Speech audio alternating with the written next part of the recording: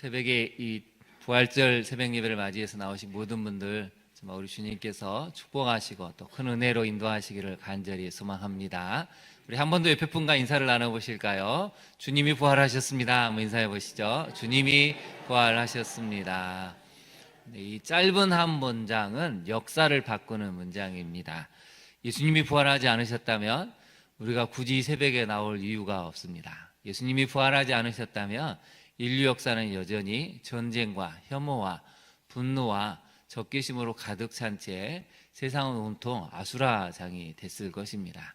주님이 부활하셨기 때문에 인류는 죄가 무엇인지를 깨닫고 죄에서 자유함을 누리게 되는 참 자유의 삶, 진리의 삶을 살게 된 것입니다. 우리 주님이 부활하셨기 때문에 우리는 죄에서 자유함을 얻고 우리 장로님이 기도하셨던 것처럼 사망 권세를 깨트리는 힘을 갖게 됐다는 것입니다. 사람들은 죽음을 두려워합니다. 죽음이 두렵기 때문에 영원한 삶을 꿈꾸고 더 많은 물질, 더 많은 권력, 더 많은 인기와 부를 얻기 위해서 얼마나 집착하고 탐욕스러운 삶을 사는지 모릅니다. 그런데 여러분, 부활은 그것을 단번에 무너뜨리는 것이죠. 부활의 삶이 있다면 그것은 인생에서 아무런 중요한 것이 아니라는 것을 깨닫게 된다는 것입니다. 사망은 우리를 자꾸 더 많은 것을 소유하라고, 죽음이 끝이기 때문에 이 세상이 영원한 것처럼 살라고 자꾸 부추기죠.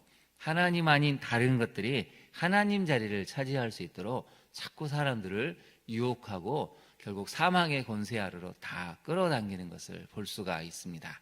그런데 죽음은 그것을 다 거짓이라고 말하고 진정한 부활이 있고 진정한 천국이 있음을 보여주는 그 부활의 사건을 우리를 통해 알려주고 영원한 천국을 지향하게 만듭니다. 오늘은 그 부활의 사건을 목격한 여인들에 대한 이야기가 나옵니다. 말씀을 한번 살펴볼까요? 말씀을 보시면 세 여인이 등장합니다. 막달라 마리아, 야곱의 어머니 마리아, 또 살로메가 예수님께 향품을 바르기 위해서 준비를 해 두었습니다. 그처럼 성경을 살펴보면 많은 사람들이 사실은 하나님의 놀라운 역사를 경험한다는 것이죠. 이 새벽에 나오신 분들은 바로 그 옛날 2000년 전의 여인들처럼 많은 여인들입니다. 무섭고 두렵고 또 막상 가면 이 무덤 앞을 지키고 있는 병정들로 인해서 온갖 구박과 무시와 조롱을 받을 수 있을 텐데 그 모든 것을 각오를 하고 예수님께 향품을 바르기 위해서 사다 두었다가 이제 그 길을 떠났다는 것이죠. 2절을 한번 보실까요? 안식일 첫날 매우 일찍이 해 돋을 때 그 무덤으로 갔다라고 알려주고 있습니다. 매우 일찍 해 돋을 때, 오늘 새벽 예배에 나오신 분들처럼 그 여인들은 부활하신 주님이 있을 거라고는 상상도 못한 채 아침 일찍 길을 떠났습니다. 그러면서 이렇게 얘기하죠. 누가 우리를 위하여 무덤 문에서 돌을 굴려주리요. 근데 4절을 한번 보실까요? 그 돌이 어떻게 됐다고 나왔습니까? 이미 굴려졌는데 심히 컸다고 나와 있습니다. 저는 이 말씀을 묵상하면서 하나님의 준비하심을 깨닫습니다. 우리는 두렵고 떨리는 마음으로 길을 떠나지만 이미 무덤 문은 열려져 있었다는 것이죠. 우리가 주님을 위해 준비하고 주님을 위해 마음을 먹으면 이미 하나님은 준비하시고 그것을 해내셨다는 것입니다. 그럼 거기다 메모를 해보실까요? 준비와 하나님의 행하심이 있다는 것이죠. 이 여인들은 상상할 수가 없었습니다. 설마 그 돌이 이미 굴려졌으리라고는. 근데 이미 아버지 하나님은 예수님을 부활시키셨고 그리고 이 무덤문을 이미 그 큰 돌, 누구도 이렇게 감히 굴릴 수 없는 어마어마하게 큰 돌을 이미 굴려놓으시고 우리 여인들을 맞이할 준비를 하셨다는 것입니다. 그래서 여러분, 우리는 마음을 먹고 주님을 위해서 준비하고 행동하면 이미 우리가 준비하는 순간부터 하나님은 행하신다는 것이 부활 사건의 놀라운 의미입니다. 여러분의 준비가, 여러분의 마음이 하나님이 이미 준비하시고 행하시는 그 일을 볼 수 있는 준비와 또 마음이 될 수 있기를 진심으로 축원합니다. 부활은 거기서부터 출발한 것입니다. 여인들이 마음 먹고 준비하고 행하지 않았다면 부활 사건은 누구에게도 알려지지 않았을 것입니다. 그런데 이 용감한 세 여인들로 인해서 부활의 사건이 알려지게 되고 제자들이 그것을 경험하게 되고 마침내 모든 사람들에게 알려지는 놀라운 역사가 임하게 됐다는 것이죠. 그런데 여러분, 오늘 본문을 보면 천사가 알려주는 내용이 있습니다. 7절을 한번 보실까요? 6절을 먼저 보시면 놀라지 말라, 너희가 십자가에 못 박히신 나사렛 예수를 찾는구나. 그 다음 문장을 같이 한번 읽어볼까요? 그가 살아나셨고 여기 계시지 아니하니라. 보라, 그를 두었던 곳이니라. 분명하게 선언합니다. 그분은 살아나셨다. 그래서 여기에 계시지 않는다는 것입니다. 여기는 이제 빈 무덤이기 때문에 너희가 여기서 아무리 찾아도 부활하신 주님을 만날 수 없다는 것이죠. 우리는 주님을 어디에서 찾고 있습니까? 이미 부활하셨는데 우리 마음은 사실 부활하신 주님을 만나지 못하고 여전히 빈 무덤가에서 주님을 찾고 있지는 않습니까? 이미 우리에게 생명을 주시고 능력을 주시고 죄를 극복할 힘을 주시고 사망 권세를 깨뜨리신 주님이 계시는데 우리는 여전히 무기력하고 뭔가 알 수 없는 슬픔과 인생의 여러 가지 고난 때문에 좌절하고 절망하고 있다면 그것이 바로 주님을 빈 무덤에서 찾는 모습이라는 것입니다.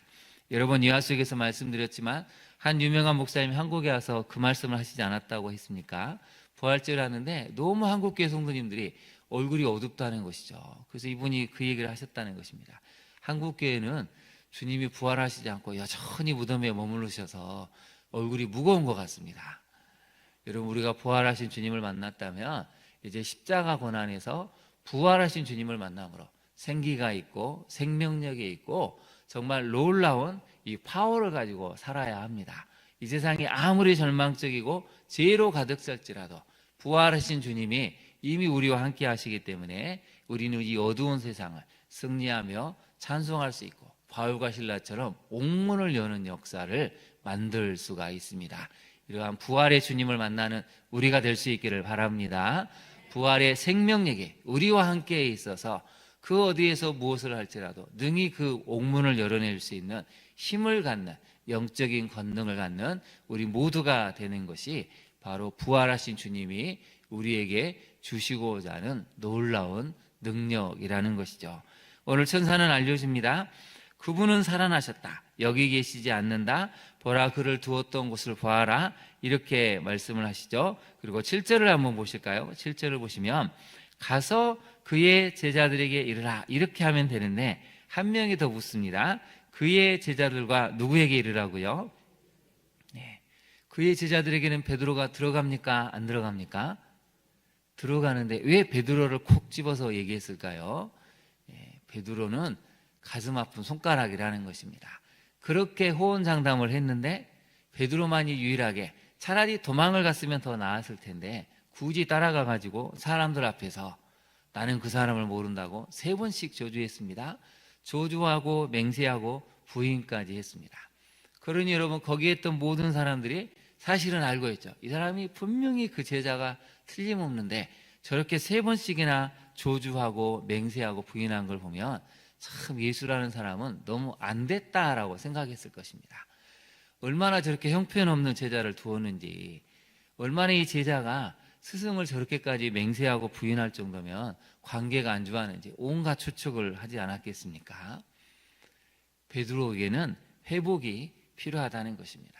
부활하신 주님을 만나는 것이 필요하다는 것입니다. 여러분, 우리는 어떻습니까? 우리도 살다 보면 주님의 가슴에 말할 수 없는 상처를 주기도 하고 아픔을 주기도 합니다. 그런데 그런 제자들과 베드로에게 천사가 알려주죠. 7절을 다시 한번 볼까요? 예수께서 너희보다 먼저 어디로 가신다고 하십니까? 갈릴리로 가실 텐데 너희가 거기서 배울 것이다 라고 알려주고 있습니다. 갈릴리는 어떤 곳입니까? 제자들이 처음 예수님을 만났던 곳입니다. 처음 예수님이 이 제자들을 부르시고 제자로 삼으시고 오병이의 기적을, 베드로의 그 신앙 고백이 있었던 장소, 예수님이 변화하셨던 그 모든 기적과 이적이 일어났던 그 갈릴리가 바로 예수님이 처음 제자를 부르셨고 이제 부활하신 다음에 다시 제자들을 만나서 사명을 주시고 회복을 주시는 장소인 이곳으로 오라고 천사는 알려주고 있습니다. 여러분, 우리가 첫사랑을 잃어버렸을 때, 우리가 다시 한번 신앙생활이 무기력해지고 낙심이 될 때 우리가 가야 할 곳은 바로 갈릴리입니다. 처음 주님을 만났던 장소, 처음 주님이 우리를 만나서 우리 가슴을 뜨겁게 하시고 새로운 사명과 죽음의 권세, 사망의 권세를 깨뜨릴 수 있는, 그래서 그곳에서 다시금 새로운 인생의 소명을 주시고 새로운 발걸음을 옮기게 하실 그곳으로 우리가 가야 한다고 말씀하고 계십니다. 부활주일 아침입니다. 여러분, 우리가 가야 할 곳은 어디입니까? 다시 한번 주님이 우리를 부르셨던 그 갈릴리, 사실은 소망도 없고 생명도 없고 희망도 없다고 생각하는 그 갈릴리로 가야 하는데요, 우리 마태복음 말씀을 한번 찾아볼까요? 마태복음 4장 15절을 보시면 왜 갈릴리로 가야 하는지를 성경은 명확하게 알려주고 있습니다. 마태복음 4장 15절 16절 말씀을 같이 한번 볼까요? 선지자 이사야를 통해서 주신 말씀인데요, 마태복음 4장 15절 16절 말씀을 같이 한번 읽어보겠습니다.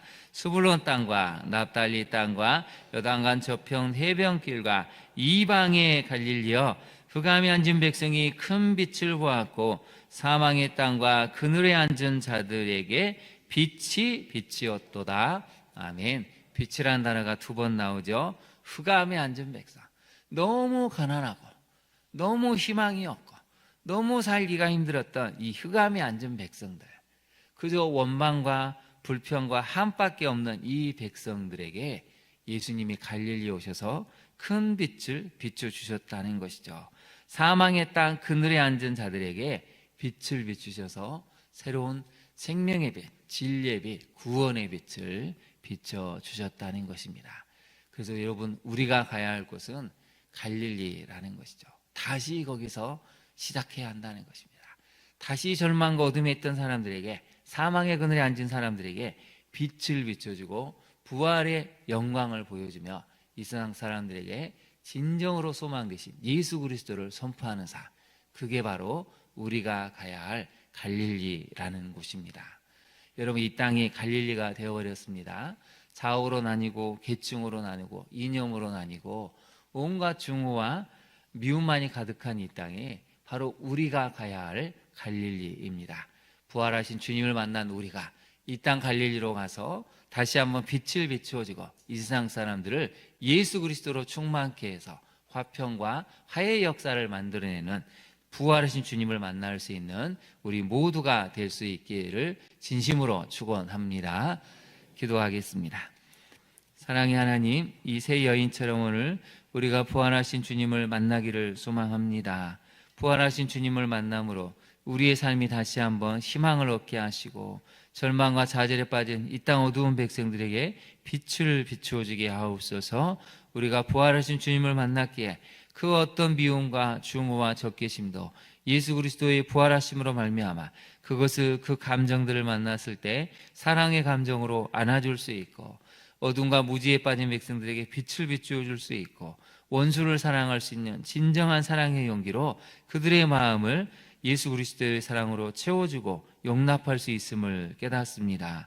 우리가 가야 할 곳이 이 땅 갈릴리임을 깨닫습니다.